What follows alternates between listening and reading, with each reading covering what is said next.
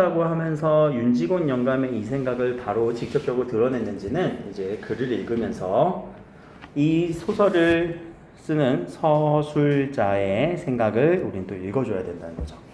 소설이에요. 여전히 유지되고 있어요. 서술자는 이야기를 들려줄 거고 인물, 사건, 배경에 대한 이야기를 들려줄 거예요. 자, 그 얘기를 들려줄 때 서술이라던가 묘사라고 하는 서술자의 생각을 들려주기도 하지만 대화를 직접 보여주면서 인물의 생각을 직접 보여주기도 하죠. 그래서 그런 심리, 의도 이런 것들을 파악하면서 우리가 읽어줘야 된다는 거. 서술자의 시점도 우리가 문제화될 수 있으니까 그 시점에 대해서 한번 보고, 특히 이 문제, 이 태평소나 같은 경우는 서술자의 태도가 하나의 또 포인트이기도 해요. 어떤 소설은 태도에 대해서는 고민 안 해도 되지만 이 소설은 우리에게 비판을 하거든. 근데 그 비판을 다소 좀 표현을 웃기게 한다. 그래서 우리는 풍자라고 하는 개념도 알아야 돼요. 자, 밑에 줄거리 한번 봅시다. 자, 줄거리에서는 어떤 인물들이 나오는지 그리고 어떤 관계가 설정되는지를 정리하면 됩니다. 자, 내용이 조금 길지만 정리 한번 해보자. 서양의 대지주인 윤직원 영감은 인력거에 삭도 깎으려 하고, 이때 삭이라는 의미는 요 단어 뭐니? 삭. 돈, 그치, 가격이라고 보면 돼요. 단어들 모르는 거 없어야 돼, 내신 범위 안에서는. 그러면 자, 윤직원 영감에 대해서 우리는 적어주시고, 이 윤직원 영감은 어떤 사람인지, 이런 삭도 깎으려고 하고 기생을 데리고 다니면서 아무것도 주려고지 않은 구두쇠다. 아, 윤직원 영감 구두쇠. 구두쇠란 단어 여러분들 쓰니? 요새? 너 이렇게 구두쇠야? 구두쇠를 다른 말로 뭐라고 하니? 악덕? 뭐 그런 느낌. 짠돌이. 그치? 돈 안 쓰는 사람. 인물을 이렇게 바로 설명을 했어요. 그런 그에게도 구한말 화적들에게 아버지가 죽임을 당한 아픈 기억이 있습니다. 화적이라는 단어들은 이건 도적들이겠죠. 그렇죠? 나쁜 놈들. 그런 사람들 무리에게 아버지가 죽임을 당한 아픈 기억이, 상처가 있네. 자, 그래서 윤직원 영감은 일본인들이 이런 불안당, 화적이 불안당이에요. 나쁜 놈들, 나쁜 사람들, 깡패들, 이런 사람들 막아주고 자신의 안전을 보장해준다고 생각하여 진심으로 그들에게 고마워한대요. 그래서 경찰서 무도장을 짓는데 아낌없이 기부를 한대. 아니, 이런 구두쇠가, 이런 짠돌이가 돈을 쓴대. 누굴 고마워해? 일본. 이런 일본인에 대한 호감을 보이고 있죠. 그는 재산을 지키기 위해 양반을 사고 족보에 도금을 하는 한편 불법을 저질렀다는 거야. 손자 윤종수와 윤종학을 군수와 경찰서장으로 만들어 가문을 빛내고자 합니다. 아들은 누군지 모르겠지만 손자 얘기가 벌써 나오네. 손자 윤종수, 윤종학. 그래서 얘네들을 좀 이렇게 키워주고 싶어. 아우, 되게 그래도 돈이 많은 할아버지인가 보다. 나도 이런 할아버지 있었으면 좋겠다. 자, 그러나 아들 윤창식, 아들 얘기 나오지? 윤창식. 노름을 하며, 노름 도박을 하고 있네요. 도박쟁이네. 가산을 탕진하다. 가산이라는 단어가 뭐니? 가산. 집안에 돈? 맞아. 집, 산, 재산. 집의 재산을 탕진했다. 막 낭비하고 있네요. 또 손자 윤종수도 방탕한 생활을 해요. 그럼 얘네들의 성격 나쁜 놈들이네. 그치? 배드보이인 것 같은데? 배드보이인 것 같은데? 며느리나 손자 며느리도 고분고분하지가 않습니다. 며느리라고 하면은 윤창식의 며느리일 거고, 그치? 며느리. 손자 며느리는 얘네들이 뭐 이게 그 손자들이 결혼을 하면 손자 며느리죠. 고분고분하지가 않대. 누구에 대해서? 윤직원 영감에 대해서. 뭔가 말을 안 듣는다라는 이 말은 갈등이 있다라는 거죠.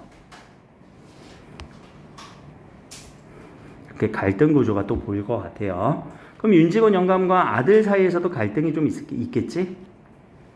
이런 갈등 구조도 여러분들이 도식화해 주는 게 또 좋을 것 같아요. 딸도 있네. 딸은 남편과 사별했습니다. 윤창식 말고 딸도 있습니다. 윤직원 영감은 일본에서 유학 중인 손자 윤종학에게 종학이가 이제 기대주야. 종학이 너밖에 없다. 우리 집안. 그럼 하나 이제 여기서 관계를 한번 물어보자. 이 종수와 종학이 입장에서는 요 딸, 윤직원의 딸을 뭐라고 부르니? 여기서 설명 안 했지만 이것까지도 우린 파악해야 되는데. 할아버지의 딸을 뭐라고 불러? 고모 관계예요. 고모. 고모라고 부르겠지. 근데 고모가 없는 집도 있어. 가끔 보면. 근데 나는 이제 그 양가에 친척들이 많아갖고 외가댁은 오남매시고 친가댁은 칠남매세요. 옛날에 설날 되거나 설날에 되게 좋았어.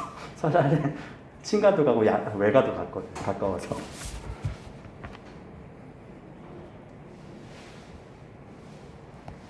그리고 우리 할아버지가 나 낳을 때 되게 좋아했었대. 할아버지가 내가 초등학교 때 돌아가셨는데 여기서 이제 그런 얘기들을 왜 하냐면 할아버지와 이런 손자의 관계들, 여러분들 뭐 손녀의 관계들, 여러분들 혹시 뭐 아직 생존에 계시니? 할아버지 할머니들 돌아가신 분들도 계실 거고. 나 할아버지와의 관계는 모르겠지만 할머니하고는 난 좀 친하게 지내거든. 아직도 외할머니는 생존에 계시는데 외할머니는 나만 가면은 아직도 내가 그렇게 나이가 30 몇 살이 됐는데도 용돈을 주셔. 왜냐면 옛날에 버스 정류장에 할머니 내가 같이 갈게 이러면서 따라갔대. 할머니 모셔다 드린다고. 그 기억 때문에.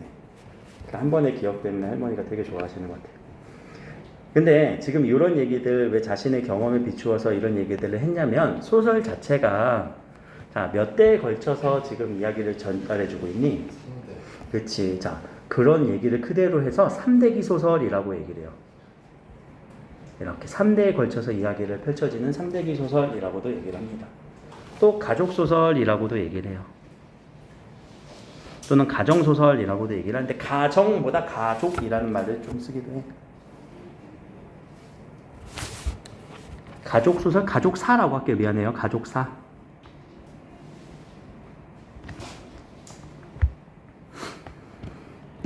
그러니까 이런 3대에 걸친 이야기, 사실 3대에 걸친 이야기보다 하나 더 윤직원의 아버지 이야기까지도 언급이 되지 거의 4대에 걸친 이야기이기도 해요. 근데 여기서는 이제 회상 처리가 되니까 3대에 걸친 이야기로만 나올 거고. 자, 우리가 소설을 읽을 때 다시 돌아와서 소설 이론에서 인물 사건 배경이 끊기는 장면을 끊어서 읽으라는 얘기는 광장할 때도 얘기를 했는데 이 풍자소설 태평천하라고 하는 이 소설은요 친절하게 끊어줘요. 이렇게 넘버링을 하면서 뒤에도 한번 쭉 볼까? 여기 망진자는 호야나라고 하는 소설의 절정 부분이 여기 실려 있고요. 그리고 쭉 그냥 결말까지 이어지는 소설의 마지막 부분이에요. 자, 그러면은 이렇게 넘버링이 된 부분이 하나의 장면으로 끊기기도 하지만 이 안에서도 여러 가지 장면으로 우리가 좀 나눠서 요약해주라는 얘기예요. 이 안에서도 인물, 사건, 배경은 나올 거고 인물, 사건, 배경은 나올 거니까. 그렇죠? 그래서 인물, 사건, 배경을 중심으로 우리가 소설을 읽어줘야 된다는 거. 자, 근데 하나 더 약간 옛날 느낌이 나네. 이런 말 한자가 써 있어요. 이 한자에 대해서는 분명히 알고 가야 되겠죠.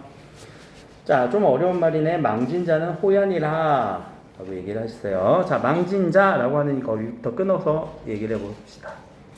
자, 망하게 하다라는 망자예요. 망할 망자. 망하다. 진은 옛날 진나라. 이게 또 중국의 고사예요. 진나라는 우리 진시황이라는 사람 기억나니? 알고 있니? 우리 최초의 중국의 통일 국가를 이루었던 사람이라고 얘기를 하잖아요. 자, 그 사람이 통일한 이 진나라를 망하게 하는 자자는 우리 사람이잖아. 그럼 진나라를 망하게 하는 사람은 호야이니라. 호야가 진나라를 망하게 했대. 그럼 호야는 누구니까? 호야라고 하는 이 사람에서 호자만 떼야 돼요. 이 호가 이름인데 호해라는 이름을 가진 누구의 아들? 진시황의 아들이에요. 다시 정리를 해볼까? 진나라를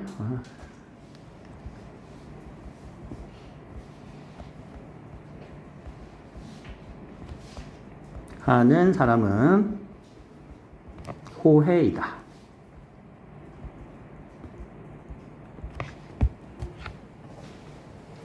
오해요. 호해라는 이름을 가진 사람이에요. 요 야자가 이름이 아니고요. 우리 한자 요 한문식 어투잖아. 한문식 어투 마지막에는요. 저 어조사 야자라고 해서 끝날 때 야자를 붙여요. 그러면 자 이런 소 제목 서브 타이틀을 지금 여기다가 달아버렸지. 소 제목의 제목. 그럼 이 제목은 사건을 암시해주는 기능이 있어. 사건을 그럼 어떻게 암시를 해줄까? 지금 가족사 소설이라고 했어요. 3대 이야기가 쭉 나오고 있어요. 근데 진나라는 아마 윤직원 영감의 그런 가정이 될 거고 거기를 망하게 하는 사람이 나올 거야. 망하게 하는 사람.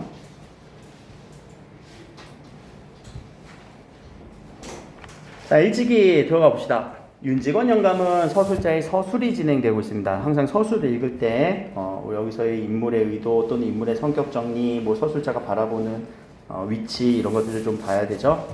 윤직원 영감은 그의 소시적 윤두꺼비 시절에 소시적이라는 단어가 뭐니? 소시적. 옛날에 어릴 적에 이 소자가 어리다라는 거야. 어릴 때 윤두꺼비라고 불리던 그런 시절이 있었대요. 그런 시절에 제가 붙인 말대가리 윤용규가 윤경규 이건 누구냐면은 윤두꺼비의 아버지 윤용규.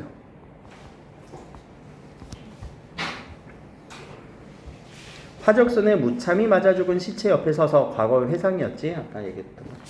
노적이 불탄을 하고 화강이 충천한 하늘을 우러러. 자, 노적이라고 하는 단어는요. 요거는 곡식이에요. 곡식.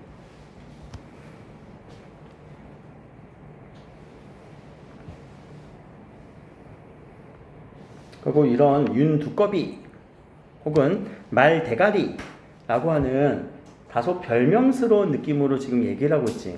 그럼 이 서술자가 서술을 하는 데 있어서 인물을 표현을 하는데 윤직원 영감은 일반적인 얘기를 안 하고 야 얘는 윤두꺼비 시절이 있어. 그리고 아버지는 말대가리라 라고 다소 좀 높여주는 느낌이야. 좀 깔보는 느낌이야. 좀 낮춰주는 깔보는 느낌이지. 자, 여기서 이 서술자의 태도를 볼 수 있는 거지.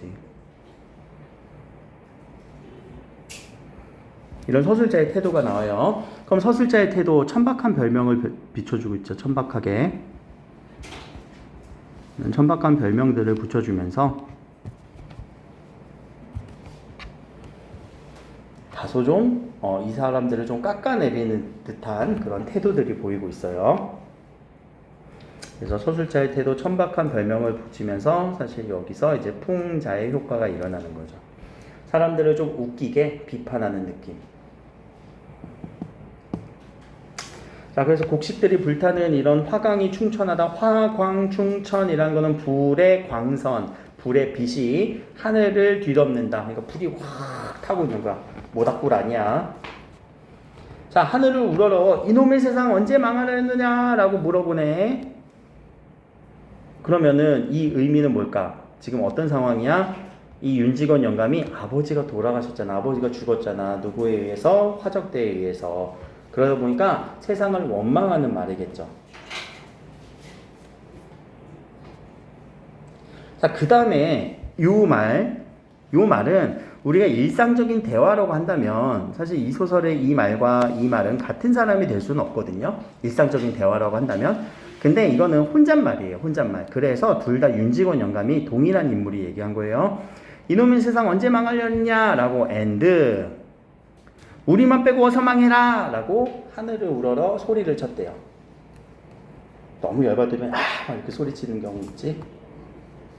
자, 우리만 빼고 어서 망해라. 나만 아니면 돼 라는 느낌이네. 자, 이런 말에 이 대화를 통해서 인물의 성격, 캐릭터를 볼 수 있죠. 또는 생각을 볼 수 있죠. 자, 이런 대화에서 인물의 캐릭터, 생각 어떻게 볼 수 있니? 이 사람은 나만 아니면 돼 라고 하는 가치관을 볼 수 있어요.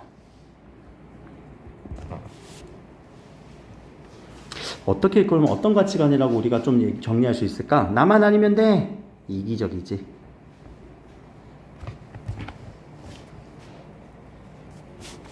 나만 빼고 다 망해라. 너무하지 않아? 나만 빼고 다 망해라. 그래서 한동안은 우리 그런 부분이 있었잖아. 막 TV에 나만 아니면 돼 해갖고 뭐 이렇게 뭐 복불복 하는데 막 내가 안 걸리면 좋아하고 그런 거 본 적 있니 혹시? 옛날 우리 무한도전 시절이긴 한데 여러분 무한도전 세대가 아니지? 알았어 미안해. 자 하고 부르짖은 적이 있겠다요. 뭐야 갑자기 서술어가 왜 이래? 서술자의 서술이죠. 근데 이 서술자가 친근감이 들듯이 우리에게 표현을 하고 있어요. 있겠다요 라고 하는 자 요런 문체가 마치 누구에게 이야기를 전달하는 것처럼 보이지. 뭐뭐 했다가 아니라 그냥 서술이 아니라 그랬다요. 윤직원 영감이 그랬어요. 이런 식으로 자, 요자가 붙는 순간 우리는 이거 문법적인 얘기지만 상대 높임법이거든요. 자, 요 상대 높임이라고 하는 거는 대화의 상대가 있다라는 얘기예요. 그럼 대화의 상대는 누굴까? 서술자의 입장에서. 대화를 이 이야기를 전달하는 상대, 독자예요. 독자에게 마치 이야기를 전달해주는 이런 느낌의 표현들, 이런 서술 방식들. 자, 여기서도 이제 서술상의 특징이 하나 보여야 되는데, 이런 서술상의 특징을 우리는 소설에서 판소리체라고 해요. 판소리개. 판소리개 문체.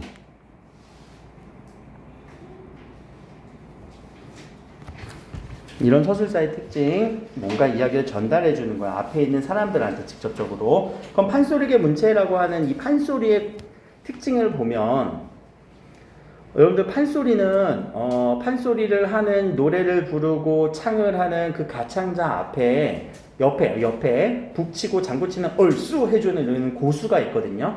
그런 고수와 같은 팀이 둘이서만 있는 게 아니라 앞에 관객들이 있죠. 관객들이 그럼 그 관객들에게 노래도 불러주기도 하고 또 이야기를 풀어주는 아미리를 통해서 이야기를 옛날에 그랬대요, 누구는 그랬대요 이런 식으로 쭉 이야기를 전달해 주거든요. 그런 구도가 소설에 들어와서 정착한 서술상의 특징인 거예요. 판소리를 할 때는 노래만 불러주고 단순하게 이야기만 전달하는 게 아니라 그 이야기를 쥐락펴락하거든. 궁금하지요? 그 다음에 어떻게 됐을까요? 다음 이 시간에. 뭐 이러면서 막, 그 관객들을 막 쥐락펴락한단 말이야. 그런 부분들이, 그런 특징들이 그대로 소설 속으로 들어온 거예요. 글 속으로 들어온 거예요. 요런 느낌들. 그래서 요 판소리계 소설의 특징 또는 판소리적 문체가 서술자의 개입이라고도 보는 경우가 있어요. 요 부분이. 서술자가 들어왔거든. 자, 밑에 한번 봅시다. 이미 반세기 전 그리고 그것은 당신의 나한테 불리한 세상에 대한 격분된 저주요 겸하여 웅장한 투쟁의 선언이었습니다 라고 평가해주고 있네요. 그쵸? 자, 그래서 이 부분을 우리는 이제 서술자가 개입을 해서 이 생각은 누구에 대한 생각이야? 이거는 누구의 생각이야? 누구의 생각? 누구의 생각? 누구에 대한? 누구의 생각? 그럼 다시 누구에 대한 생각이야? 윤직원의 요 말. 이 윤직원 영감의 말에 대한 누구의 생각이야? 서술자의 생각이에요. 자, 요 부분으로 이렇게 우리가 평가할 수 있잖아요. 나눌 수 있잖아요. 분석할 수 있잖아요. 그러면 이것이 서술자가 개입을 한 거예요. 자, 요 서술자의 개입 중에서도 특히 어떤 부분이라고 얘기하냐면 편집자적 논평이라고 얘기를 해요.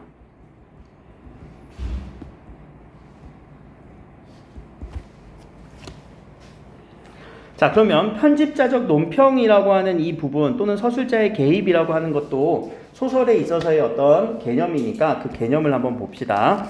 서술자는 우리에게 인물 사건 배경에 대한 이야기를 전달해 줘야 되는데 이야기만 전달해 줘야 돼요. 이야기 전달을 할 때 이야기를 전달해 준다가 아니라 사실은 이야기만 전달해 줘야 돼요. 서술자는 이야기만 전달하는 사람이에요. 자, 근데 그 이야기만 전달을 하는데 선을 넘어서 이야기만 전달하지 않고 자신의 생각. 그때 자신의 생각은 누구? 서술자 본인의 생각. 하나의 인격화된 존재로서의 생각. 또 자신의 감정. 그리고 상황에 대한 평가, 이런 부분들을 내세운다면, 자, 미안해요. 이거 순서만 좀 바꿀게요. 평가와 감정을 바꿀게요. 그리고 플러스 독자에게 말을 건네오면, 그러면 우리는 서술자가 개입했다라고 해요. 아니, 개입이란 단어부터 처리를 한번 해봐. 개입이라는 의미는 뭐니? 원래는 밖에 있다가 들어온 거지, 사건 속으로. 그치?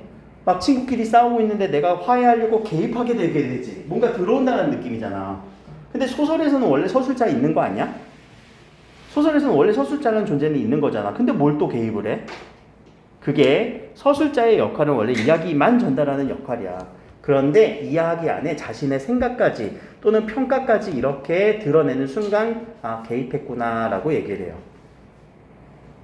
그러니까 원래 있었던 서술자가 아니라 얘는 이야기만 전달하는 서술자가 조금 더 자신의 생각 혹은 어떤 대상에 대한 평가, 상황에 대한 평가를 두고 서술자의 생각으로 얘기한다면, 뭐에 대해서? 어떤 대상에 대해서, 윤직원의 말 혹은 이런 거에 대해서, 그러면 우리는 서술자 개입이라고 하고요. 이런 서술 방식들이 나오는 다른 예시들도 우리는 찾아낼 수 있어야 돼요. 근데 무엇에 대해서 누구의 생각이냐? 라는 걸로 읽어주면 되겠지. 자, 그럴 때 특히 이 부분, 자신의 생각이나 평가를 했을 때 우리는 편집자적 논평이라고도 얘기를 해요. 논평하다라는 건 뭐니? 생각을 이야기하다라는 거거든. 논평하다. 편집자라고 하는 거는 옛날에 그거 신문에 대한 편집자예요. 신문이 이렇게 신문에 대한 어떤 편집자, 신문을 편집하는 사람의 그 위치예요. 이야기를 편집하는 사람의 위치에서 논평을 한다라는 말입니다. 그러니까 그냥 요 한 덩어리로 알고 있으면 돼요. 자, 그렇게 해서 윤직원 영감은 과연 승리를 했겠다요? 했겠다?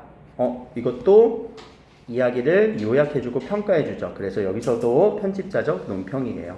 승리했어요. 왜? 자신이 평가해주고 있잖아. 서술자가 윤직원 영감은 승리했어요. 그래서 과연 승리를 했겠다? 라고 그 상황을 평가한 거예요. 진짜 뭐 윤직원 영감이 누구랑 지금 싸웠어? 그래서 윤직원의 승리입니다 라고 서술한 게 아니잖아. 윤직원의 그럼 어떤 상황? 부자가 된 상황.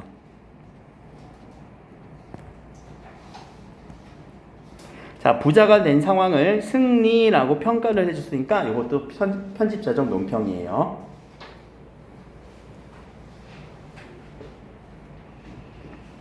자, 여기까지. 그러면 자, 어떤 윤직원 영감의 과거의 이야기와 지금의 현재까지의 과정에 대해서 쭉 서술을 해주면서, 과거에는 아버지가 돌아가셨던 아픈 상처가 있는데 그때 뭔가 이를 갈궜던 이런 이를 막 갈면서 다짐했던 부분을 그래도 이렇구나 라고 하는 부분에서, 자, 두 가지 표현법을 좀 정리해 봅시다. 여기서 첫 번째 여기 웅장한 투쟁. 자, 요 웅장한 투쟁이다 라고 할 때 웅장하다 라는 말은 무슨 말일까?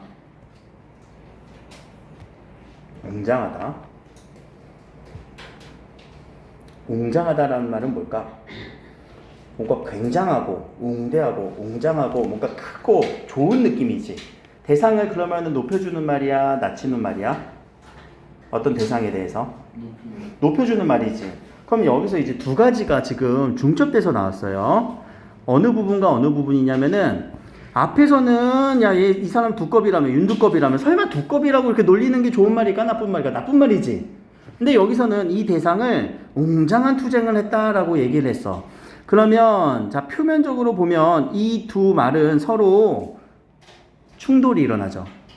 어떤 대상에 대해서 깎아내리는 표현과 어떤 대상을 높여주는 표현. 그러면 둘 중에 하나가 거짓일 거예요. 뭐가 거짓일까?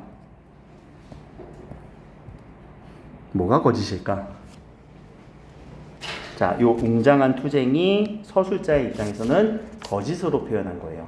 자신의 마음에도 없는 말을 하는 표현. 자, 시에서 이거 뭐라고 하니? 자신의 마음에도 없는 표현 반대로 얘기하는 거. 반어법. 오케이. 여기 반어법이에요. 반어적 표현.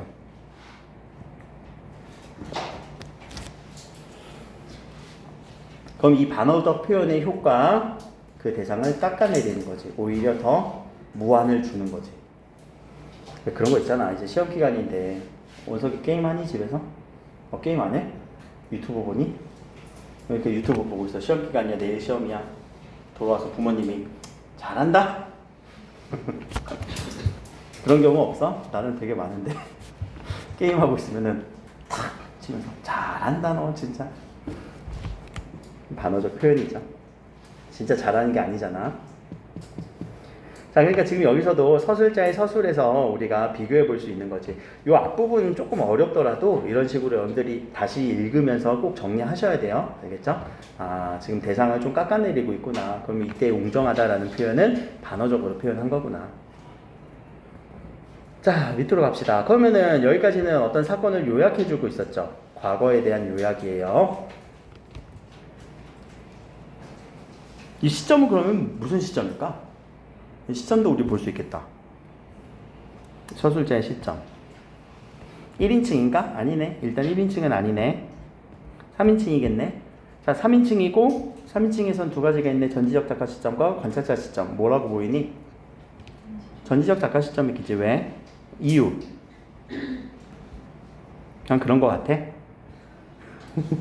자, 전지적 작가 시점을 찾아내는 방법. 첫 번째, 인물의 과거를 다 알고 있으면 돼. 그리고 두 번째, 인물의 심리를 알면 돼. 근데 그게 다 나오잖아.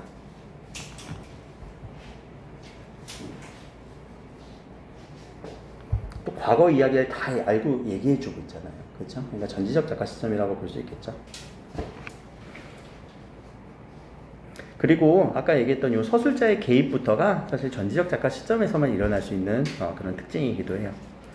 고전소설에서 많이 일어나죠. 요 서술자의 개입은 고전소설에서 많이 일어나요.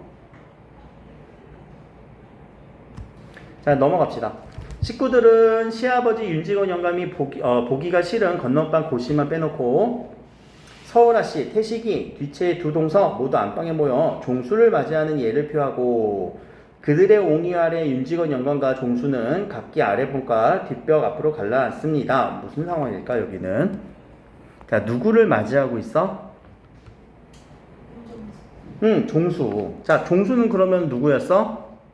동동동동동동동동동동동. 종수는 여기네. 여기 종수. 종수.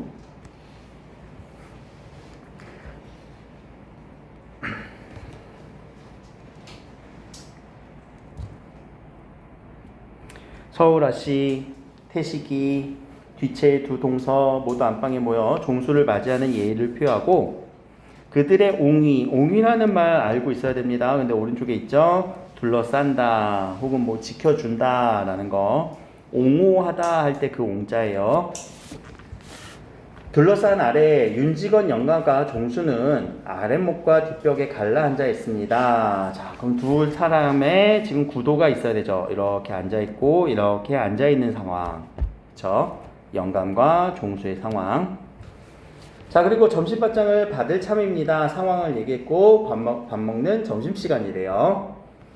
너 경손애비 부디 정신 차리라 라고 뭐 차리라 라고 하는 실제 우리 구어체의 효과 그리고 사투리의 효과 방언의 효과를 직접적으로 얘기를 하고 있고요. 경손애비는 그럼 누굴까? 지금 둘의 대화 상황이겠지. 그러면 이런 표현들 너 경손애비 너도 경손애비도 같은 사람인데 경손애비는 누구? 종수겠네. 그러면은 자 경손애비 종수는 또 다른 말로 경손애비일 거예요. 그러면은 종수의 아들 이름이 윤경손인가봐. 그런가봐.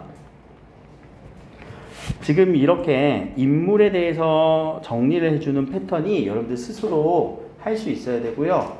이게 모의고사에서 정신없이 인물에 대해서 평가하는 경우가 있거든. 특히 고전에서. 그럴 때는 스스로 이 사람은 누구지 꼭 판단해주면서 읽어줘야 돼요. 그거 되게 어려워요. 근데 연습 몇 번만 하면은 가능합니다. 왜냐면 자 우리는 사람을 부를 때 그 사람의 이름으로만 안 부르지 성 빼고 이름만 부르는 경우도 있고 성 포함해서 이름을 같이 부르는 경우도 있고 아니 그 사람의 관계를 부르는 경우도 있어. 이 경우는 관계를 부르는 거지. 경손이야 아버지. 근데 그 사람에 대해서 나와의 관계를 부르는 거지. 이거 아들이라고 불러도 될 법했어. 또는 그 그 사람의 사회적 신분, 지위를 부르는 경우도 있어요. 제가 여러분들한테 볼 때 학생이라고 부르면은 사회적 지위, 신분을 부르는 거죠.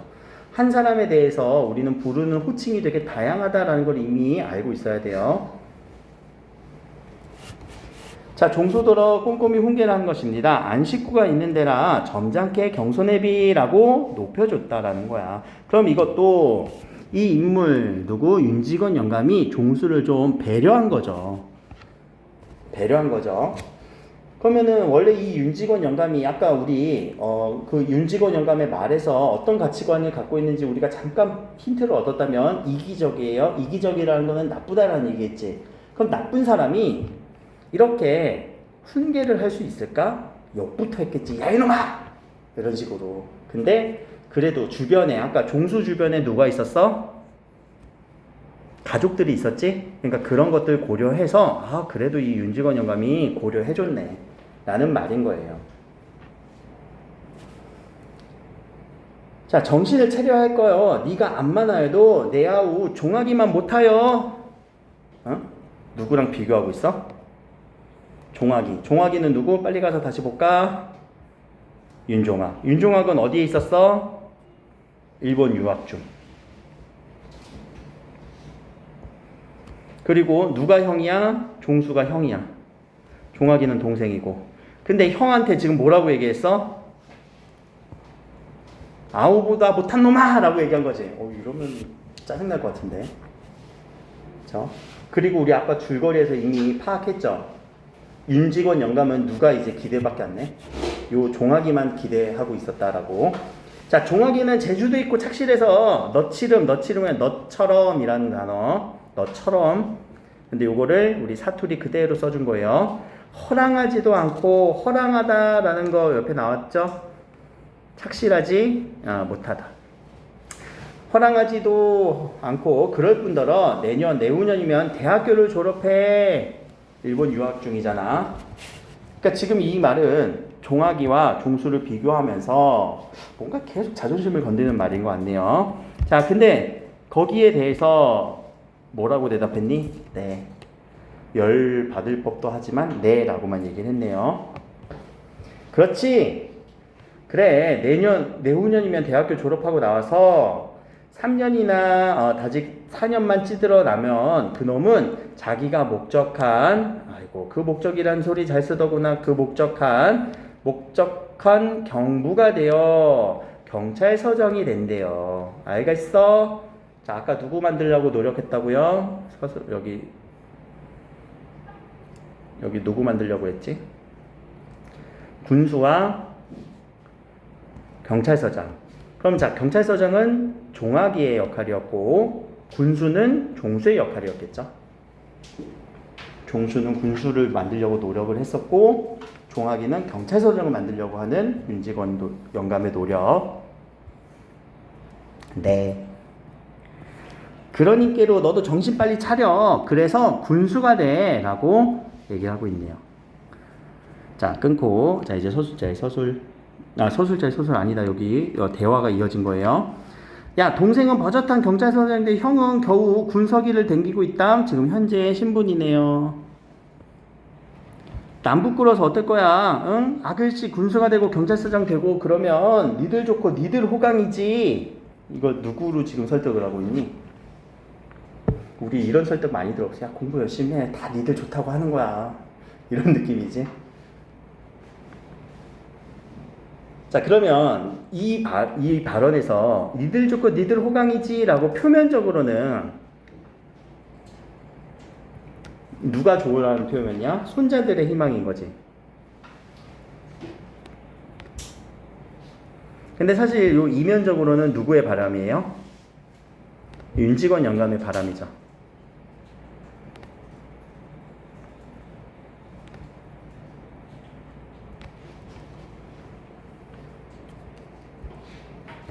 그럼 결국 우리는 무게를 실어야 되는 거는 여기지. 이게 속 마음이니까. 뭐 그 날 호강시켜주냐? 뭐 자신도 호강할 거면서. 자, 그치? 자, 내가 이렇게 아등바등 잔소리를 하는 것도 다 너희들을 위해서야. 이런 거 너무 싫어. 다 너를 위해서 내가 잔소리 하는 거야. 다 너 잘 되라고 잔소리 하는 거야. 네, 이거 방금 잠깐 한 번만 해주세요. 한 번만. 뿅. 손자들의 희망. 윤직원 영감의 바람.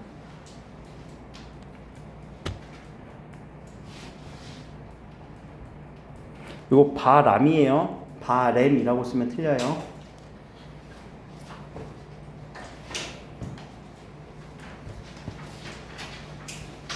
왜 틀려? 맞춤법에 틀린 거니까. 이 기본형, 잠깐 이거 문법인데 기본형 생각해 볼래? 바라다. 바라다에서 미음 붙인 거야. 그래서 바람이라고 써야 돼. 요 바램은 바래다. 우리 바래다 언제 쓰니? 빛이 바래다. 뭔가 이제 색이 바랄 때. 그치? 그때 바래다라고 하잖아요.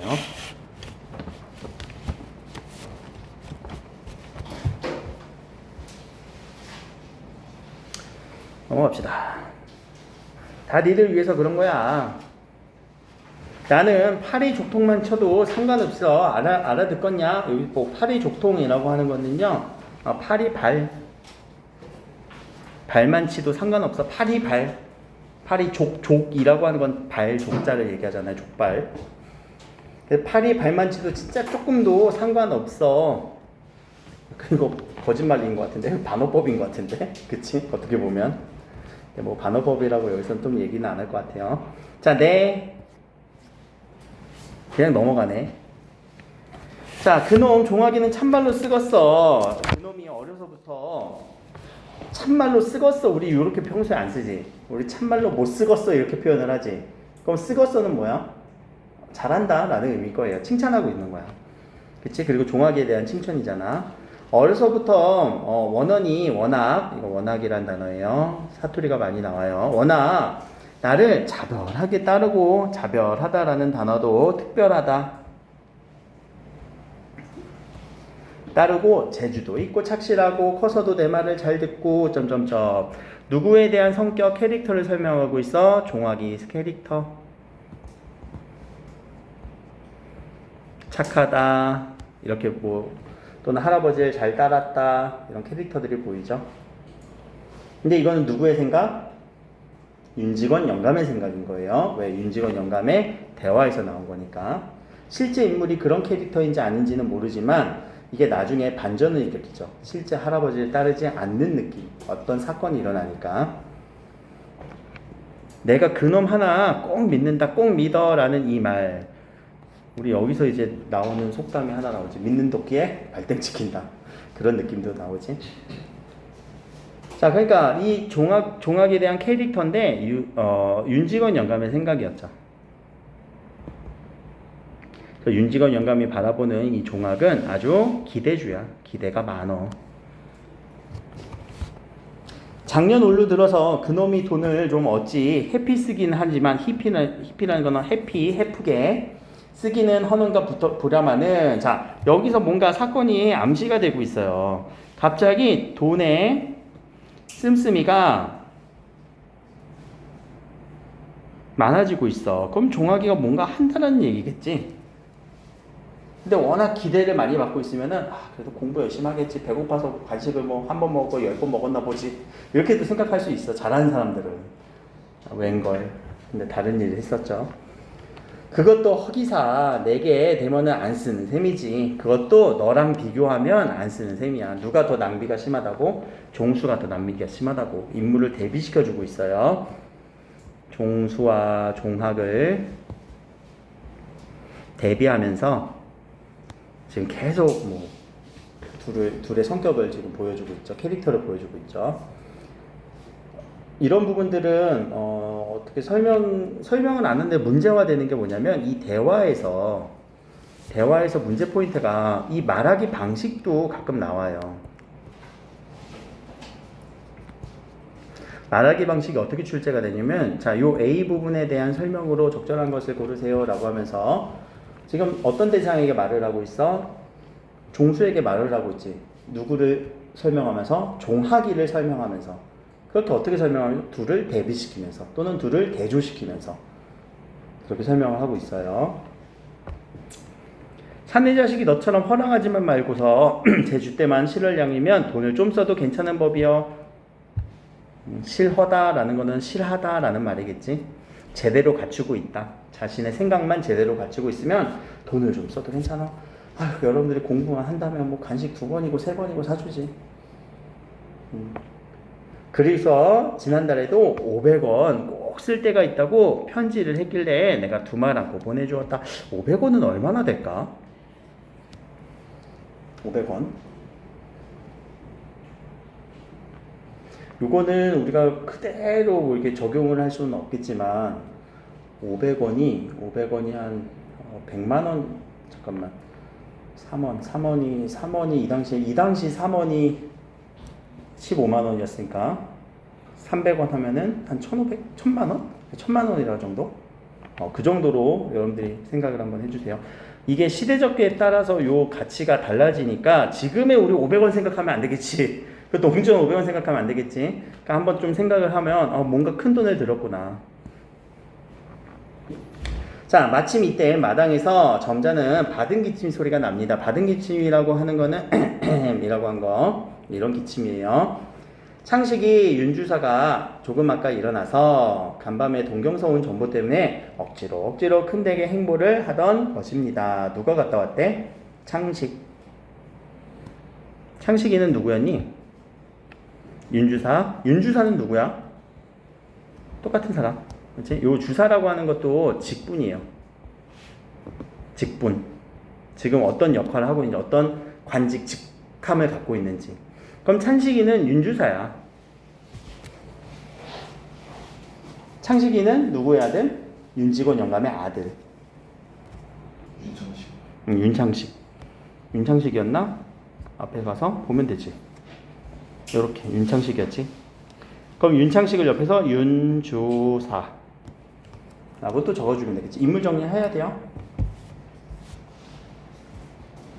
자, 그래서 아들이 아까 일어나서 동경서 온 전보 때문에 억지로 큰 댁에 왔습니다. 동경서 온 전보. 옛날에 우리 시대적 배경이 있죠.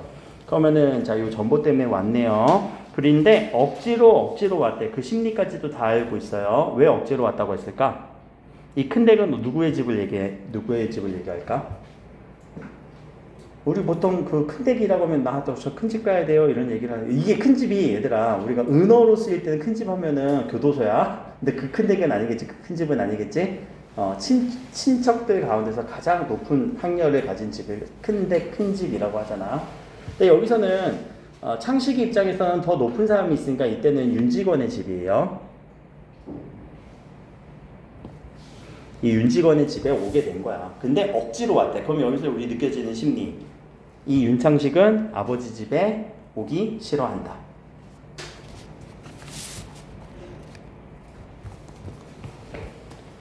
자, 윤주사는 토방으로 내려서는 아들 종수더러 언제 왔냐고 심신이 아른 체를 하면서 자, 윤주사 누구? 윤창식은 자신의 아들 종수에게 너 언제 왔어? 하면서 토방으로, 이 토방이라고 하는 거는 마당이라고 생각하면 돼요. 옛날에는 아파트가 아니라 다 한옥집이었잖아. 또는 초가집이었잖아. 그 밑에 흙으로 된 부분, 흙으로 된 마당 생각하면 돼요. 두 며느리의 삼가로운 무엇인가 인사와 무언의 인사 말을 하자.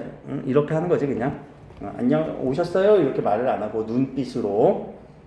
마루까지 나선 이복 누이 동생 서울아 씨. 자, 서울아 씨는 근데 특징이 나왔네. 이복 누이 동생이에요. 아까 윤직원 영감이 딸이 있다고 했었지. 근데 그 딸이 같은 어머니가 아닌가 봐요. 방으로 들어가는 부친 윤직원 영감한테 절을 한 자리 꼬부리고서 아들 종수한테 한 자리 절과 이복 동생 태식이한테 자, 이복 동생이 또 있네. 태식이는 그러면은 윤창식의 아들이래. 동생. 또 이복 동생이야. 경례를 받아도 비로소 한 옆으로 꿇어앉습니다. 라고 하는 여기까지 어떤 상황을 지금 쭉 정리를 하고 있어요. 저 윤주사가 방문을 했습니다. 자, 해가 서쪽으로 뜨겠구나. 이런 말 우리 언제 하니? 예상치 못한. 예상치 못했을 때. 그쵸?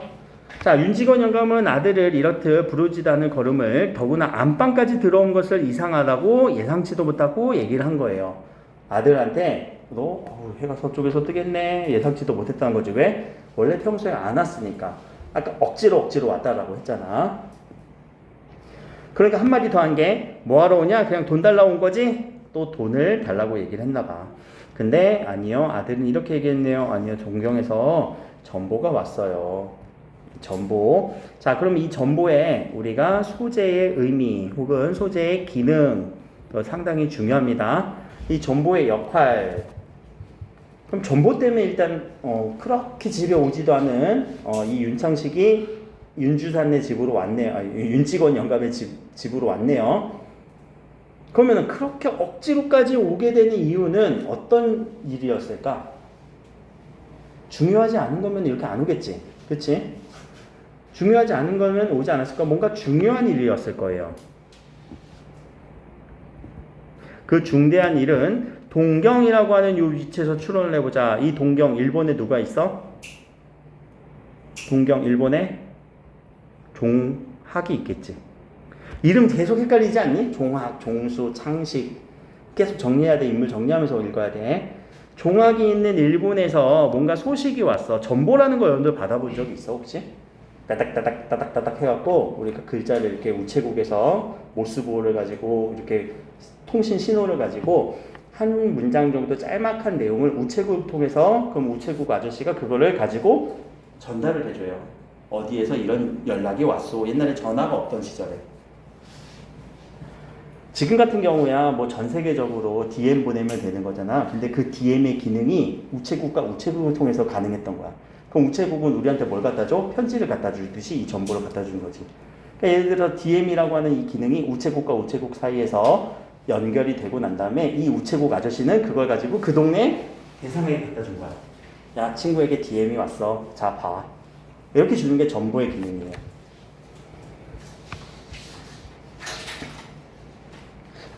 이 전보라는 것도 그래서 편지의 기능인데 편지는 스스로 글을 쓰는 건데 이때는 신호, 통신 신호예요. 통신 신호는 전기적 신호이기 때문에 상당히 먼 곳까지 빨리 가겠죠. 자, 지체를 바꾸어 윤주사를 점잖고 너그러운 아버지로 윤직원 영감을 속 사납고 경만스러운 어린 아들로 둘러놓으면 꼭 맞겠습니다. 라고 이거 누구의 말이에요? 서술자의 말이지. 서술자의 생각이네. 그렇게 생각하면 꼭 맞겠다. 그리고 누구에 대해서? 이런 사람들에 대해서. 이런 사람들에 대해서 원래 윤주사가 아들이잖아. 윤직원 영감이 아버지잖아. 근데 이 아들을 아버지라고 생각하고 아빠를 아들로 생각하면 꼭 맞겠다. 이런 지금 대화의 상황을 평가해주고 있네요. 앞에서 나왔던 개념 어떤 개념? 서술자가 지금 상황을 논평해주고 있죠. 서술자의 우리 개입이 일어났네. 그래서 편집자적 논평.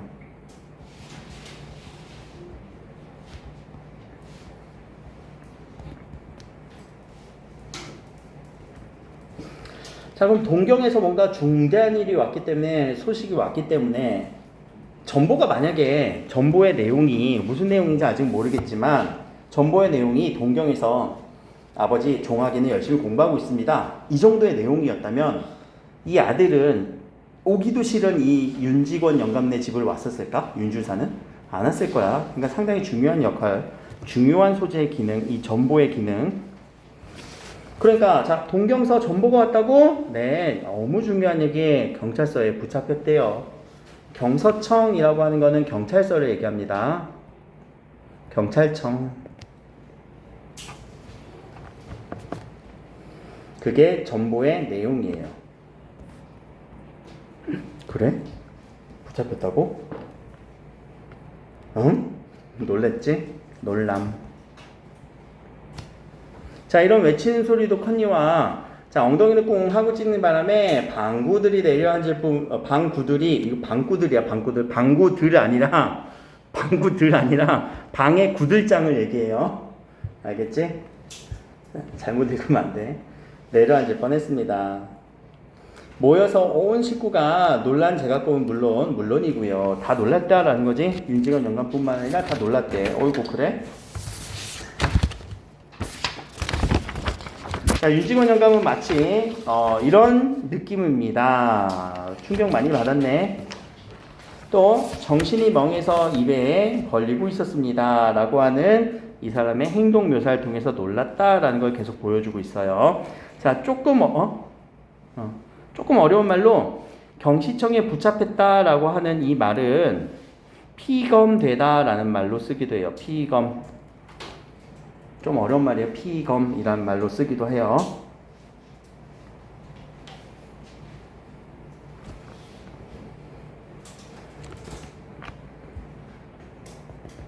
자, 그러면서 쫓틀거리고 있습니다. 이거 웬 소리냐? 이거 웬 소리여? 놀라고 있는 거지. 자, 그놈 동무가 친 것 같은데요. 전보가 돼서 저 자세히는 모르겠어요. 전보라는 건 자세히 많이 쓸 수는 없어요. 한 문장 정도 쓰는 거지. 자, 윤주사는 조끼 호부주머니에서 그 밤에 전보를 꺼내어 부친한테 올렸습니다. 윤직원 영감은 전보를 쓱 받아들더니 커다랗게 있습니다. 물론 원문은 일본이니까 몰라보고 윤주산의 서사 민서방이 번역한 그대로입니다. 자, 일문을 몰라요. 윤직원 영감의 특징이지. 야, 일본을 그렇게 좋아한다고 했잖아 아까. 근데 일본어 공부는 안 했나 봐. 읽을 수는 없나 봐. 종합 사상관계로 경시청의 피검이란 말 잡혀가다 라는 말이죠. 피검 잡혀가다. 사상관계로 이때 사상이라고 하는 거는 우리 공산주의 사상 또는 사회주의 사상.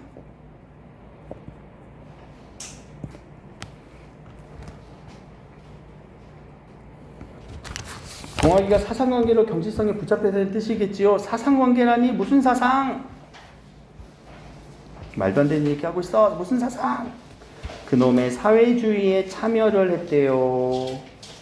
참여.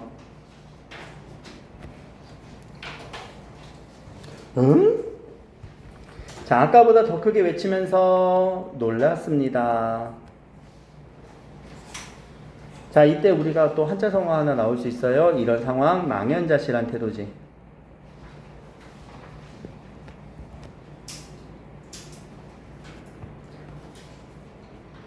망연자실이라고 하는 건요, 실이 잃어버리다라는 거예요. 그래서 스스로를 잃어버릴 만큼 크게 놀랄 때 우리는 망연자실이라고 해요. 크게 놀랐다. 자신을 잃어버릴 만큼. 그러니까 내가 나의 모습을 잃어버릴 만큼. 크게 놀랐을 때.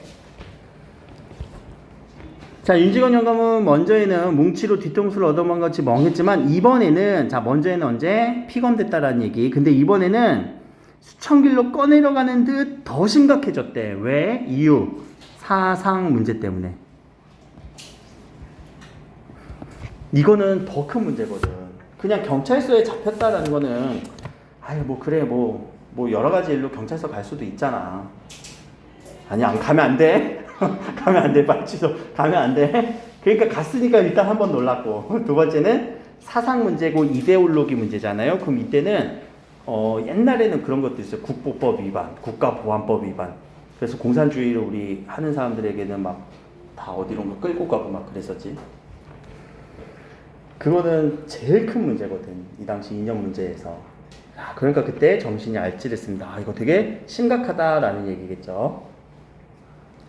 자, 그러나 그것은 결탄코 자기가 믿고 사랑하는 종학이 신상을 여겨서가 아닙니다.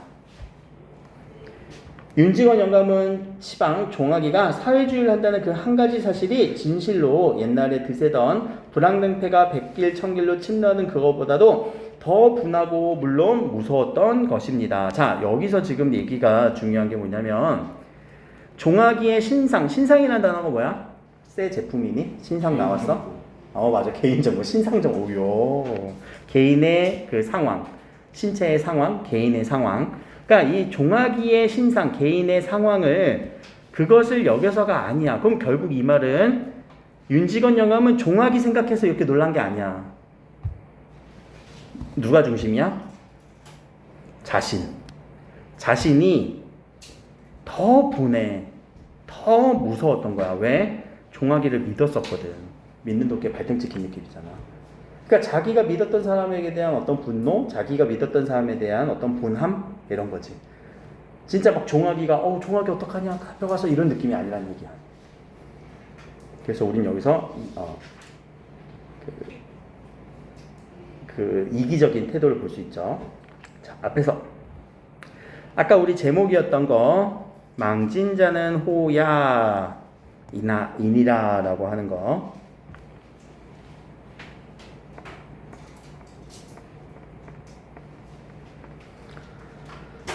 자, 요거는 이제 그 고사 인용인데 중국의 고사 인용이 있어요. 중국의 고사 인용이에요.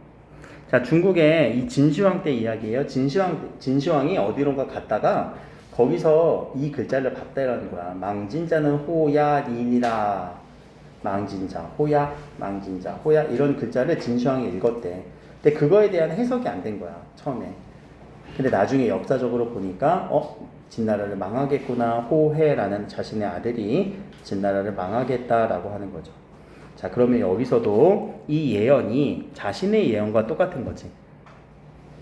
변방을 막으려 만리장성을 쌓았던 진시황은 자, 이때 진나라를 망하는 이 호자가 자식인 호해라고 했는데 왜 만리장성을 쌓았냐면 이 호자를 다르게 해석하는 경우가 있어요. 호자가 오랑캐 중에서 북방호족이라고 하는 오랑캐가 있거든. 그러니까 중국을 보면은 뭐 거진족도 있고 여진족도 있고 거란족도 있고 호족도 있어요. 그런 민족들이 침범을 해. 그래서 북방 오랑캐를 막으려고 이때의 호자를 그쪽 북방 오랑캐인 줄 알고 진시황이 겁이 나서 만리장성을 쌓았다라는 고사가 있었어. 근데 알고 보니까 이 망진자는 호야라고 하는 이때의 호가 그의 아들 이름이었다는 거지.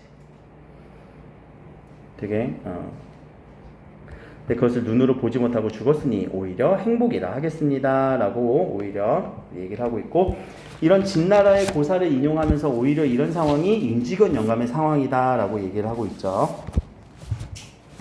그래서 이제 소설은 여기까지가 절정이었고 이제 결말로 넘어갑니다. 자, 여기까지 절정이었던 이유, 갈등이 그게 다르죠. 뭐라고 종아기가 사회주의를 한다고 까지. 그 갈등보다 더 큰 갈등은 없어서 그렇죠. 자, 윤지건 영감은 사람을 아무나 하나 잡아먹을 듯 아주 열받았네요. 집이 떠나가게 큰 소리를 하면서 포효를 합니다. 아주 공격적으로 변했네요. 태도의 변화가 일어나요. 처음에는 망연자실하다가 이제는 아주 공격적으로 얘기를 해. 뭐라고 그놈이 사회주의를 한다고? 참말이냐 참말이요. 믿는 좋게 발등 찍혔네. 하긴 그놈이 작년 여름방학 때 그때부터 기미가 보이긴 했어요. 그러나 참말이구나. 그러면 참말이요. 아이고. 윤지건 영감은 얼굴에 이렇게 배어오르면서 열받은 거죠. 자, 그러면서 표현이 바뀌어버렸어. 아까 좀 전에 아마 우리가 이것은 한 몇 분 전까지만 해도 작년에 뭐 500원이 필요하다고 해서 내가 붙여줬어. 걔는 그만큼 믿을만해 라고 했는데 이제는 완전히 태도가 바뀌었죠. 쳐 죽일 놈이래. 깎아 죽어도 아깝지 않을 놈이래. 그놈이 경찰서장 하라고 내가 그렇게 하는데 생판 사회주의하다가 경찰서에 잡혀갔어. 아이고. 자, 오사육시를 할 놈이, 자, 요 육시를 할 이라는 게 뭐냐면은 사람을 계속 죽이는 거예요. 시체, 죽은 사람의 또 목도 자르고 또 죽이고. 이런 것들 아주 참혹한 형벌이에요. 그렇게 한 놈이 어디 당한 것이라고 자기가 사회주의래. 부자놈의 자식이 어디서 불황등패에 들어. 불황당패라는 거는 아까 화적패, 나쁜 놈들, 깡패들 이런 단어들이지. 그럼 윤지건의 생각에서는 이 사회주의를 하는 행동들을 다소 아주 안 좋게 봤고 사회적으로도 안 좋게 봤었고, 그리고 우리는 그래도 넉넉한데 왜 그렇게 무엇이 대껴서라는 거는 무엇이 마음에 안 들어서 그런 패에 들어가서 사회주의를 해 라고 한탄을 하고 있는 거예요. 그렇죠? 그런 상황을 아무도 숨도 크게 쓰지 못하고 고개만 떨구고 있었습니다. 다시 이렇게 조용한 상황이었고 아유, 오죽이나 좋은 세상이요. 오죽이나 언제가? 지금 현재 이 세상. 근데 이 말의 의미는 조금 더 생각을 해봐야 되는 게 과거에는 어땠니? 이 사람은 아버지가 화적패에 쫓겨서 죽게 되고요. 모든 걸 다 잃어버리게 됐지. 그런 과거와 대비해서 현재는 어떤 상황이야? 부자인 상황이야. 잘 살아. 그러다 보니까 이 지금 현재의 상황을 이 사람은 좋은 세상이다 라고 표현을 하는 거예요. 진짜 좋은 세상인지 아닌지 모르겠지만 이 영감의 입장에서는 그렇게 받아들인 거지. 그래서 좋은 세상이라고 하는 이 말이 소설의 제목 태평천하인데 라고 볼 수 있는 거죠. 그럼 이 태평천하라고 하는 이 제목은 진짜 이 사회가 아주 태평스럽다라는 말은 아니고 누구의 입장에서만 그런 거야? 윤직원 영감의 입장에서만 현재 자신이 좀 살만한데 이런 표현인 거예요. 현재 자신이 좀 살만한데 오죽이나 뭐가 휘워서. 자, 윤직원 영감의 팔은 주먹으로 땅바닥을 치면서 성난화소가 영각을 하듯이 고함을 지릅니다. 영각을 한다는 건 소리를 아주 크게 우는 거예요. 소가 음메 이렇게 길게 크게 외치는 거. 화적패가 있느냐, 불황당 같은 수령들이 있느냐, 재산들이 있대야 도 적는 것이요. 목숨은 파리목석 같던 말세는 다 지내가고. 이거는 과거. 여기부터 여기까지 제가 이거 좀 시대별로 나눌게요. 자, 지금은 이런 거 없어. 과거야. 이거는 지금은 없어. 근데 과거에는 옛날에는 이랬어.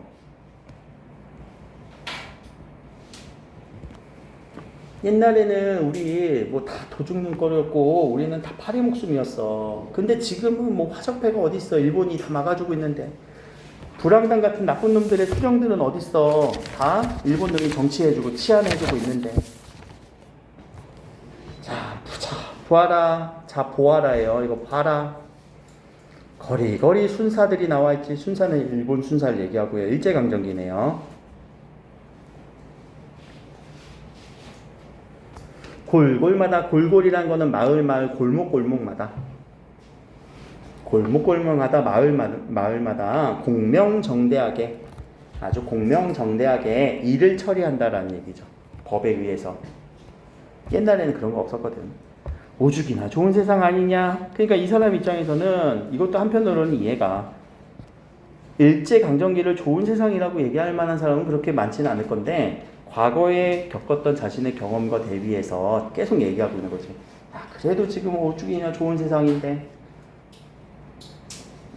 자, 남은 수십만 명을 동원해서 우리 조선놈 보호하여 주니 고마운 세상이여. 응? 근데 여기서부터 이제 심상치 않지. 수십만 명이나 동병해갖고 와서 우리나라에 와서 우리를 보호해준다라는 이런 인식을, 일본이 우리를 침탈했다는 인식과는 전혀 동떨어지는 인식이지. 자, 그래서 여기부터 이제 보면은 이 윤직원 영감에 대한 인식을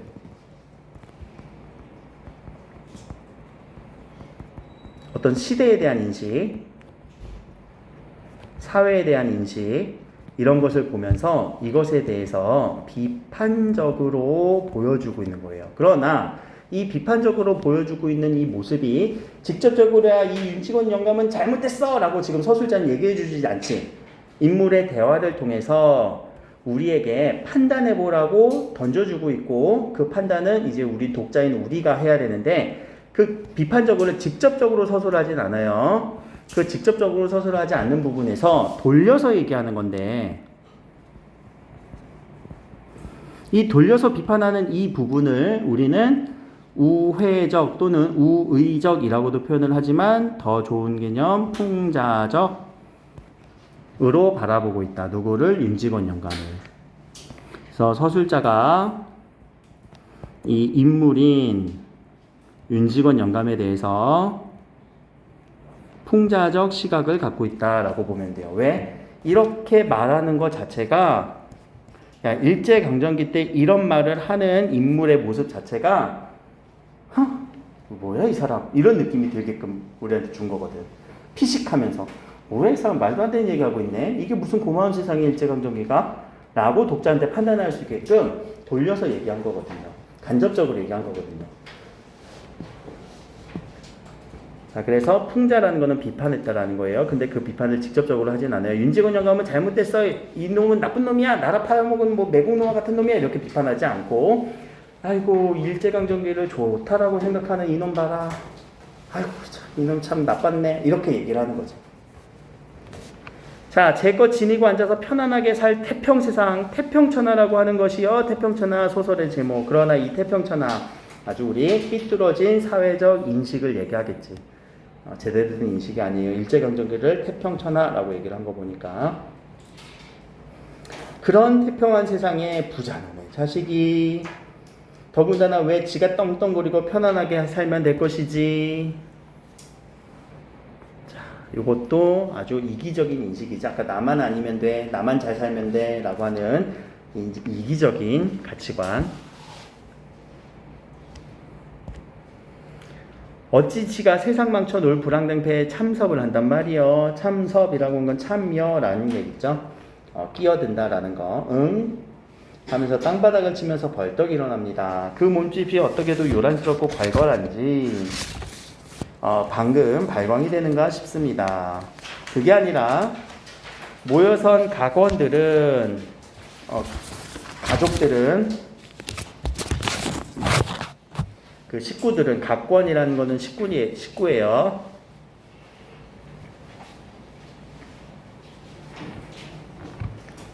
방바닥 치는 소리에 놀랐지만 이 열은 혹시나 상성이 되지는 않을까. 자, 상성이라고 하는 거는 실성하는 거 있죠. 우리 실성이라는 건 미친 거, 성질이 변하는 거, 미치지 않을까 혹은 잘못되지 않을까 하는 의구의 눈빛으로 나타남을 가리지 못합니다. 그러니까 걱정하고 있는 거. 이 사람 뭔가 미친 거 아니야? 착착 깎아 죽일 놈. 누구? 자기 손자 윤종학에 대한 분노. 내가 그놈을 핀지하여서, 핀지라는 거는 편지예요. 편지해서 100년 진역을 살리라고 할걸. 오냐? 진역이라고 하는 징역.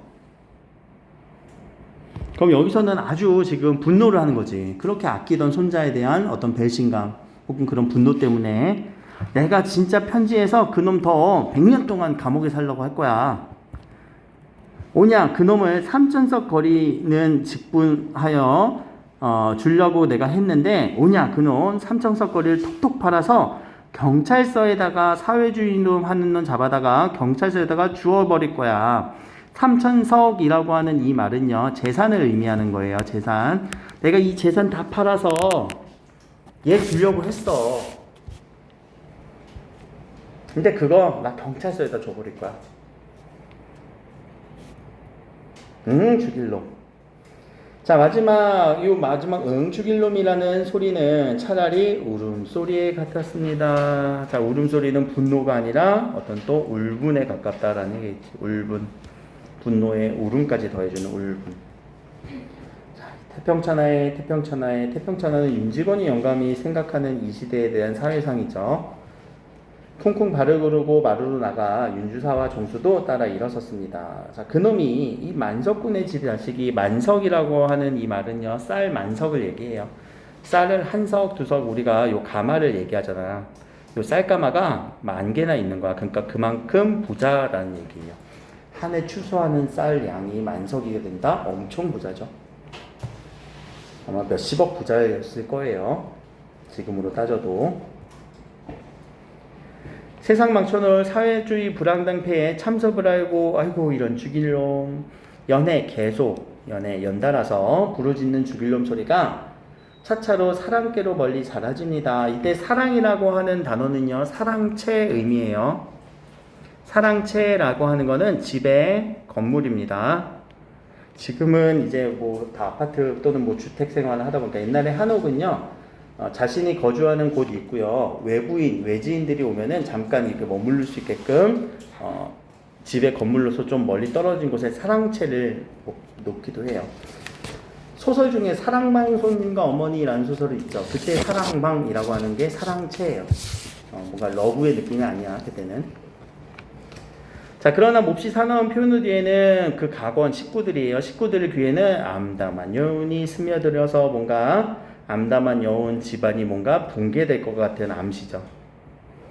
집 안에 붕괴 암시하는 거고, 가득히 어두운 얼굴들을 면면상고하면서, 자, 면면상고라는 거는 아무 말 없이 얼굴만 보는 거예요. 그냥 이렇게 멀뚱멀뚱 얼굴만 보고 있는 거. 말할 바를 잊고 몸둘바를 둘러보게 합니다. 마치 장수의 죽음을 만나 군주들처럼. 자, 비유하고 있네요. 그럼 이때 군주들은 가족이고 가건이라고 하는 식구들이고, 이 집안의 식구의 장수는 누구였어요? 윤직원 영감이죠. 그래서 몰락을 의미하겠네요. 자, 비유적으로 표현한 겁니다. 여기까지.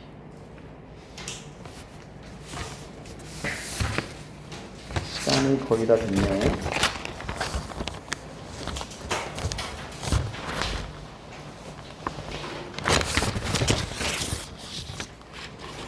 다음 시간에 요거 태평천하 다시 한번 쭉 정리는 할 거예요. 그러니까 뭐 특징 정리, 전체 정리 읽진 않고 정리하면서 현대시 한번 다시 보고, 그 다음에 요 부분 저랑 같이 나갈 거고, 여기 부분 읽으면서 다시 한번 읽으면서 잘 읽었는지 한번 여러분들 생각나는지 한번 복습해 보시고요.